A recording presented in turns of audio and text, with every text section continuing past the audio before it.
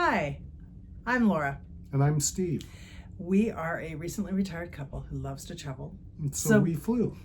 Sorry.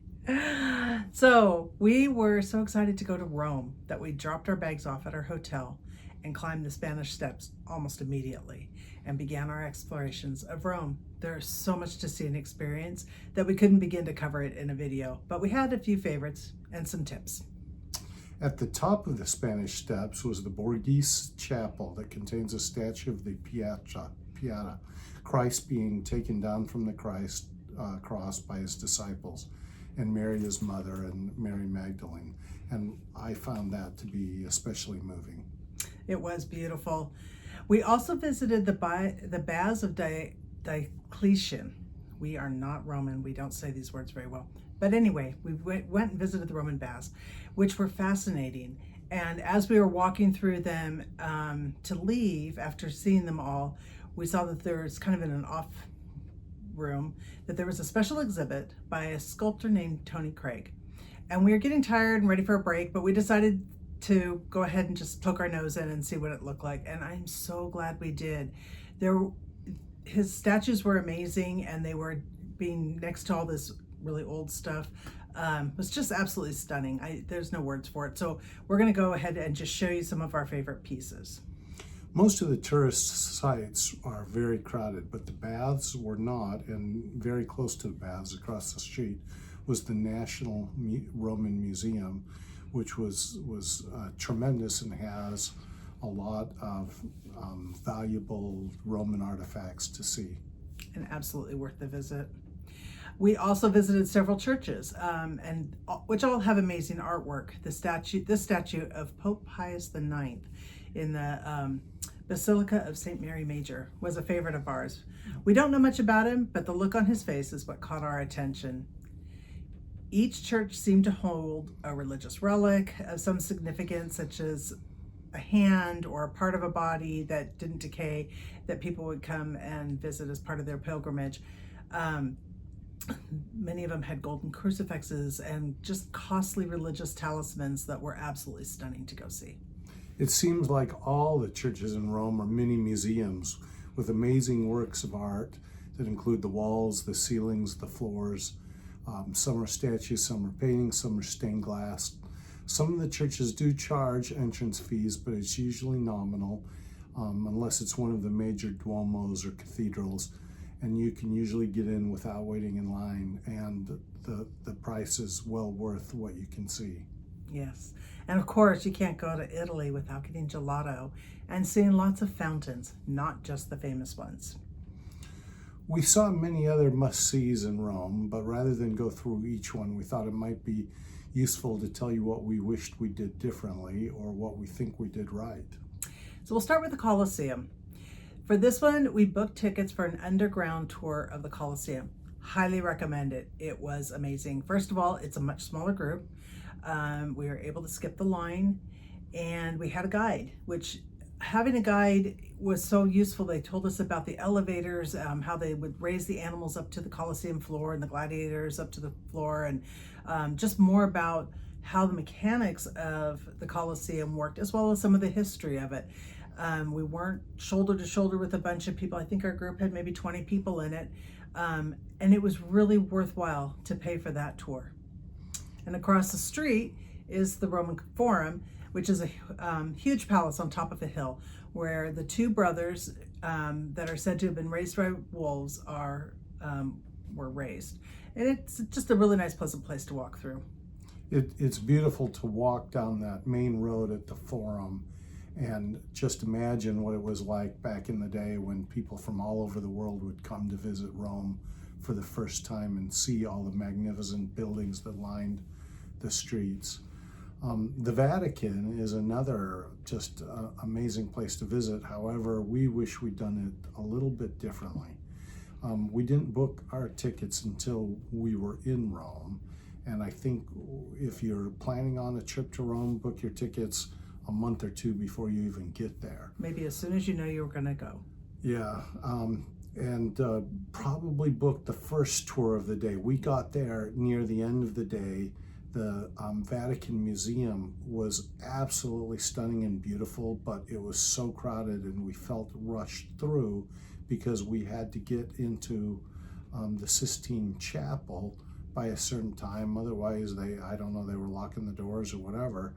And so we rushed through the Vatican Museum, and then we got into the Sistine Chapel, where it was completely crowded. It felt like we were shoulder to shoulder going through, looking up at the art. It was amazing. It was breathtaking. It's everything that you like. Though Laura thought it was smaller than she'd envisioned. But we didn't get nearly as much time as we'd like there. Then we went to St. Peter's Basilica. We were moved by all of the breathtaking art inside. Outside is an amazing statue of immigrants called Angels Among Us. And it was stunning to walk around the statue and to look at all the details of it. It really was moving. It was probably one of my favorite things there, but now I'm going to say something. This is just my opinion. Steve doesn't necessarily agree with me, but in my opinion, you can skip the Roman Pantheon. It was fine. It was packed and it's a big room, but I honestly didn't think it was worth the wait in line. So my piece of advice would be to know your interest level. If that's not something that interests you, or if there's something else that doesn't interest you, don't feel like you have to go just because everybody else says you have to go. It was one, I mean, we didn't spend that much time there, but it was one that I could have missed. It wouldn't have rocked my world to miss it. It is an incredible architectural wonder, and I did thoroughly enjoy it, but we didn't spend that much time in there given the price. So it is something to consider. If you're really into architecture, then you know, it probably is a don't miss site. But otherwise, maybe. There's so much to see and do in Rome. Around every corner there are amazing statues and restaurants in every square, and Rome's an easy city to get around either on foot or using the metro.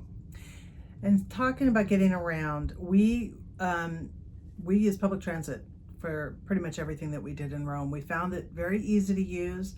There are metro stations placed all over the place to make it simple to get from point A to point B. You can get your tickets at a ticket machine, but they also had people at ticket booths. So if you had questions or wanted a little more clarification, the machines have an English option, so you can get your instructions on how to work the machine in English. One of the things that we did do is we got a multi-day pass because we knew we were going to be in Rome for 7 days, which does save you some money. And another money saver is if you're getting tickets for the train to go from one city to another. So we spent 1 day down in Pompeii. Buy your tickets early. It seems counterintuitive, but the closer to your departure time that you buy your tickets, the more expensive your tickets are. So buy your tickets early. Even a day can save you quite a bit of money. And then the buses are also easy to use. The only weird thing about the buses is you buy the tickets at a newsstand or a tobacconist. They do have them all over the place, so they weren't that hard to find. There are some automated ticket machines, but yeah, just find a newsstand or a tobacconist and get your ticket.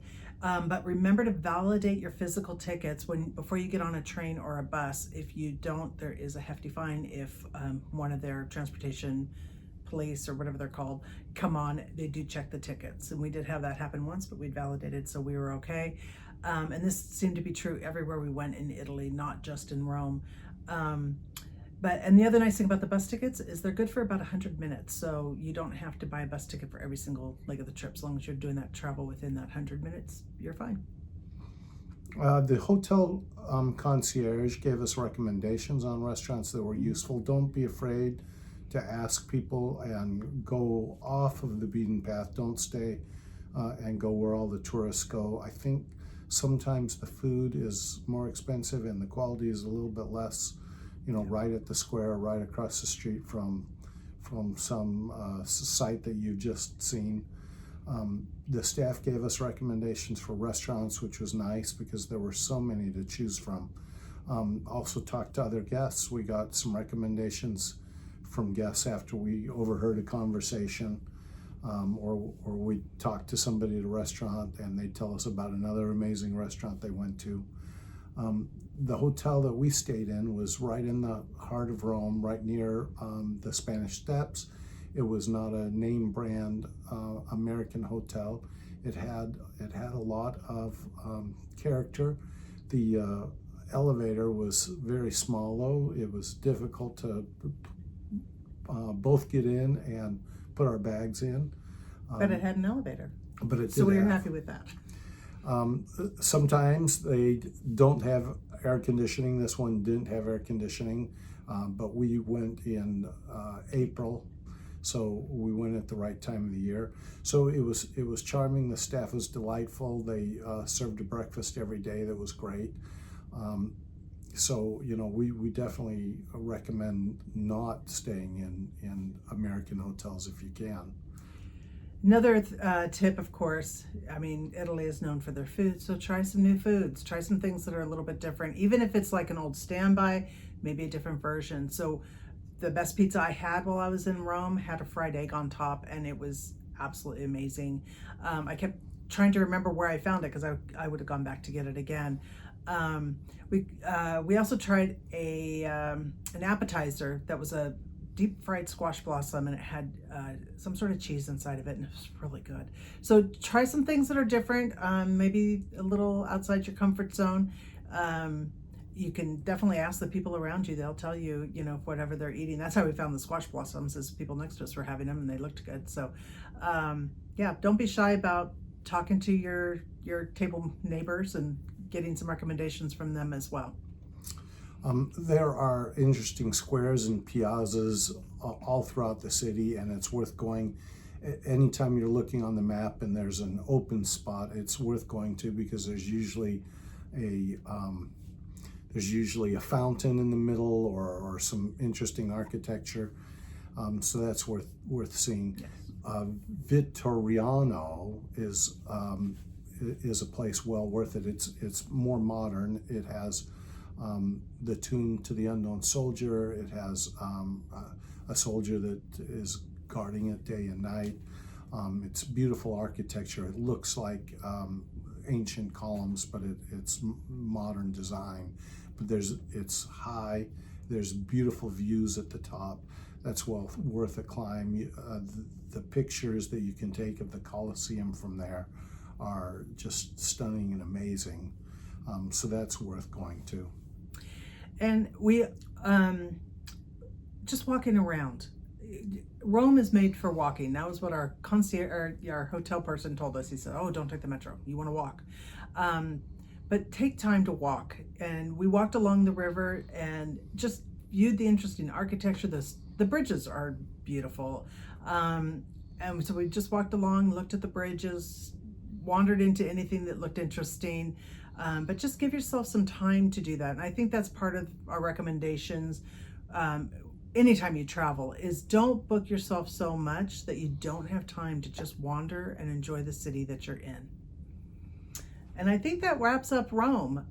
We hope you enjoyed what we had to share with you and the pictures that we showed. And please like and subscribe. And as always, happy travels.